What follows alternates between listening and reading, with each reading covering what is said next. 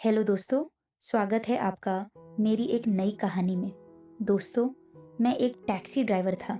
रात के करीब 2 बजे मैं रेलवे स्टेशन के बाहर खड़ा था। तभी एक लड़की छोटा सा बैग के लिए ठंड से कांपती हुई मेरे पास आई और बोली, भैया मुझे किसी होटल तक ले चलोगे? मैंने आसपास देखा। इतनी रात को वहाँ कोई टैक्सी नहीं थी और स्टेशन भी लगभग खाली हो चुका था। मैंने उससे कहा, मैडम, इस वक्त ज्यादातर होटल बंद रहते हैं। अगर आप चाहे तो कुछ देर मेरे घर पर आराम कर सकती हैं। सुबह मैं आपको होटल छोड़ दूंगा। लड़की थोड़ी देर सोच में पड़ी, फिर उसने हाँ में सिर हिला दिया। हम टैक्सी में बैठकर निकल पड़े। रास्ता बिल्कुल शांत था। बाहर ठंडी हवा चल रही थी। वह लड़की काफी घबराई हुई लग रही थी। मैंने उससे पूछा, क्या पहली बार इस शहर में आई हो? उसने धीरे से कहा, हाँ, मेरा यहाँ कोई नहीं है। यह सुनकर मुझे भी अजीब लगा, लेकिन मैंने उसे भरोसा दिलाया कि चिंता मत करो और सुबह सब ठीक हो जाएगा। थोड़ी देर बाद हम मेरे घर के पास पहुंच गए। यह एक साधारण सा घर था, क्योंकि मेरे माता पिता उस समय रिश्तेदार की शादी में बाहर गए हुए थे। लड़की घर के अंदर आई और थकान से कुर्सी पर बैठ गई। मैंने उसे पानी दिया और कहा, आप यहीं आराम कर लीजिए, सुबह हम आपके लिए होटल ढूंढ लेंगे।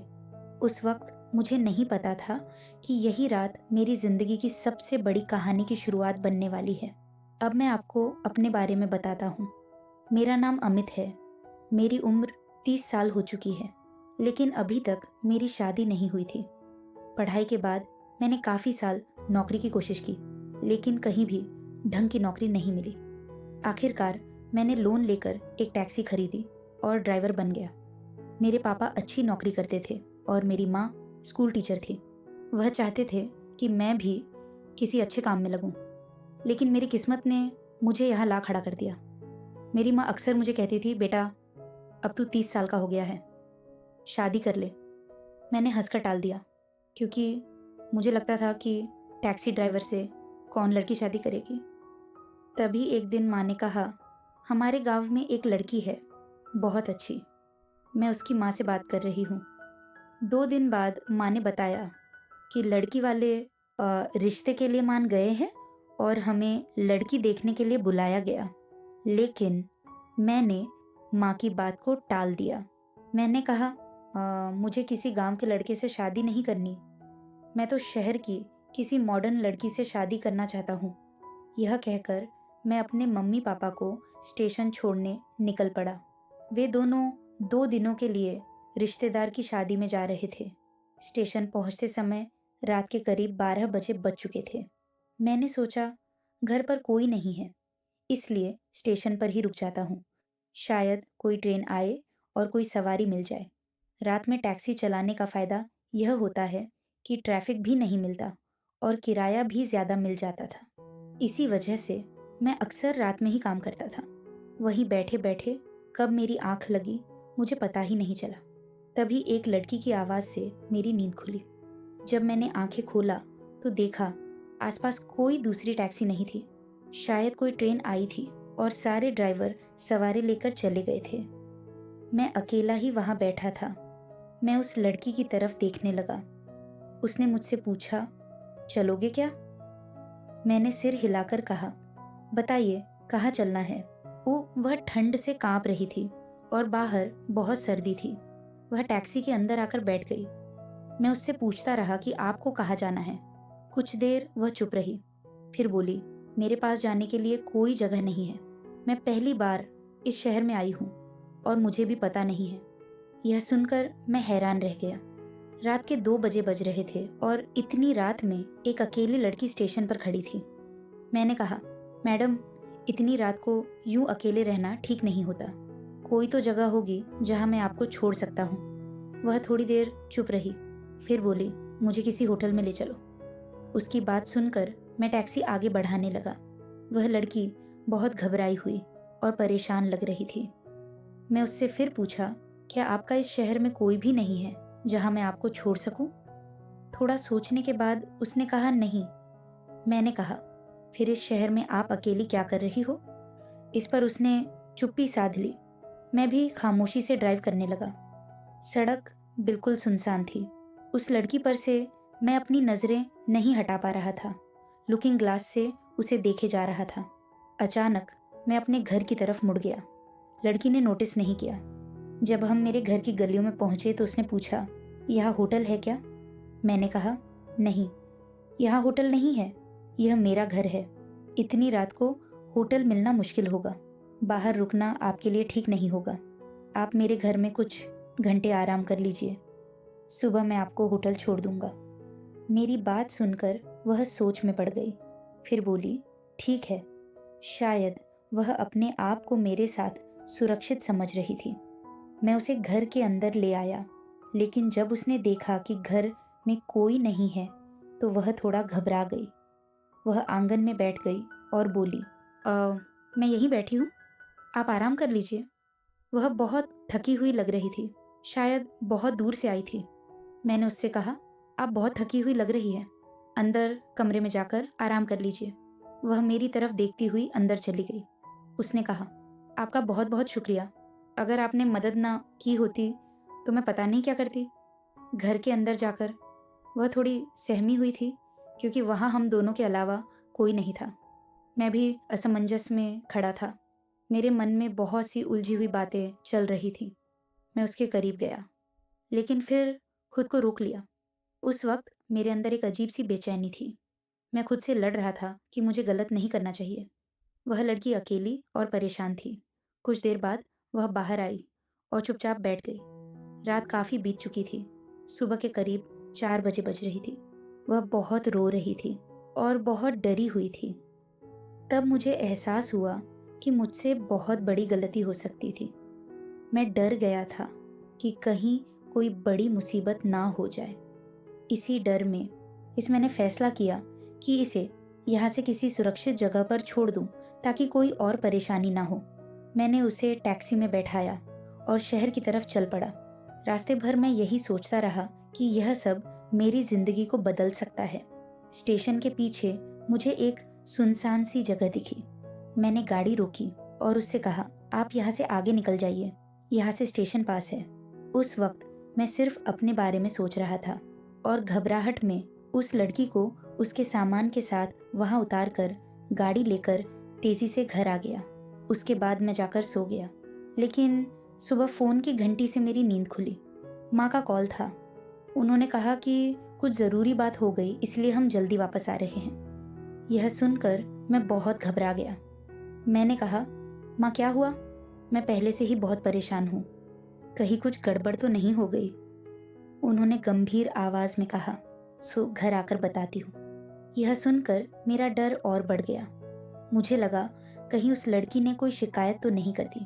थोड़ी देर बाद मैं उठा, कंबल ओढ़ा और मफलर से चेहरा ढककर साइकिल लेकर उसी जगह पहुंच गया जहां मैंने उस लड़की को छोड़ा था।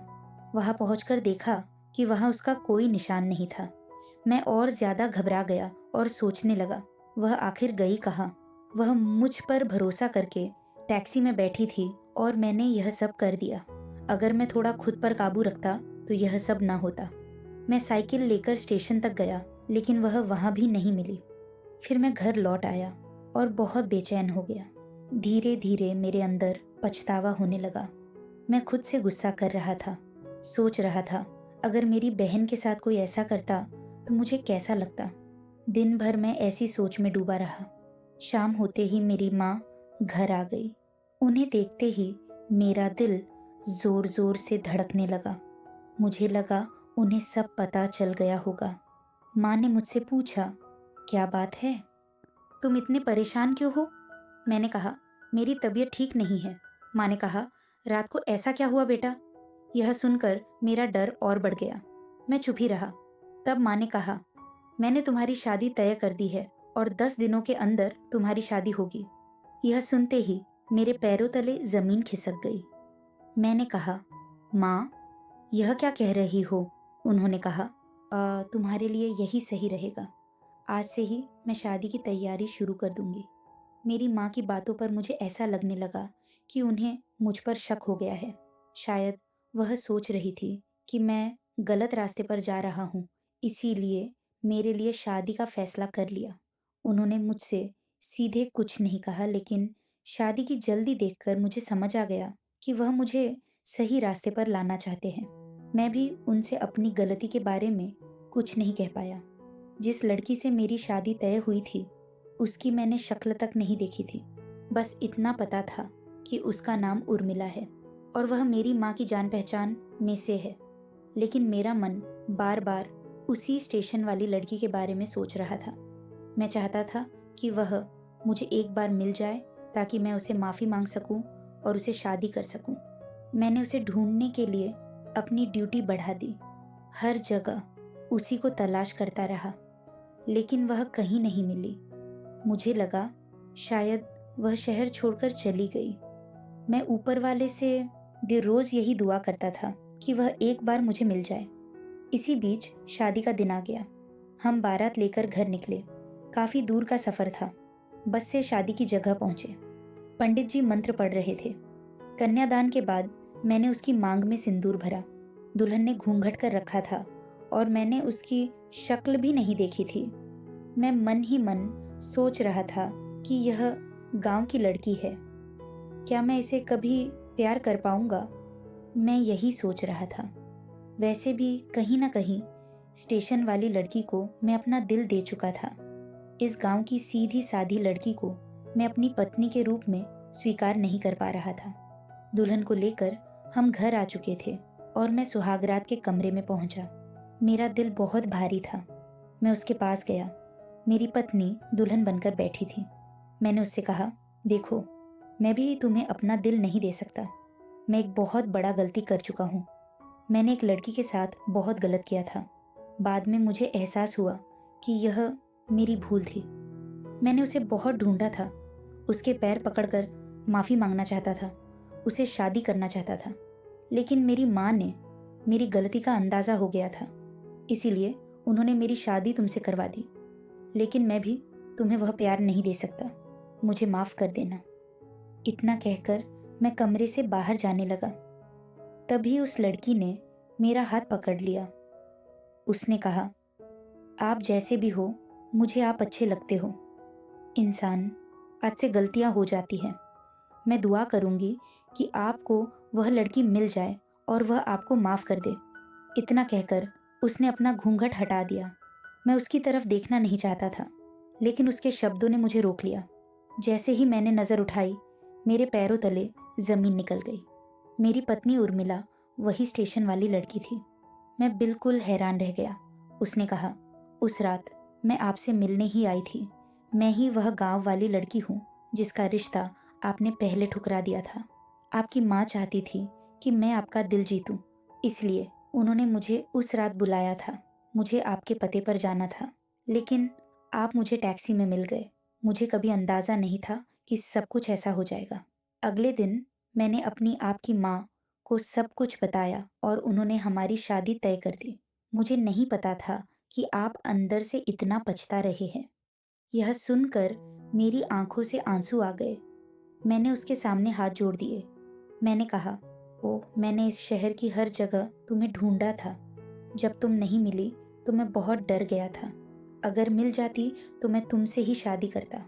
उस रात मैं खुद को संभाल नहीं पाया था। तुम्हें देखकर मेरी समझ काम नहीं कर रही थी। मैंने अपनी जिंदगी में तुम जैसी लड़की कभी नहीं देखी। मुझे बहुत अफसोस है कि मैंने कभी तुम्हारा रिश्ता ठुकराया था। यह सुनकर मेरी पत्नी ने मुझे माफ कर दिया और हम दोनों एक दूसरे के करीब आ गए। दोस्तों, आपको यह कहानी कैसी लगी? अगर आपको यह कहानी अच्छी लगी हो तो चैनल को ज़रूर सब्सक्राइब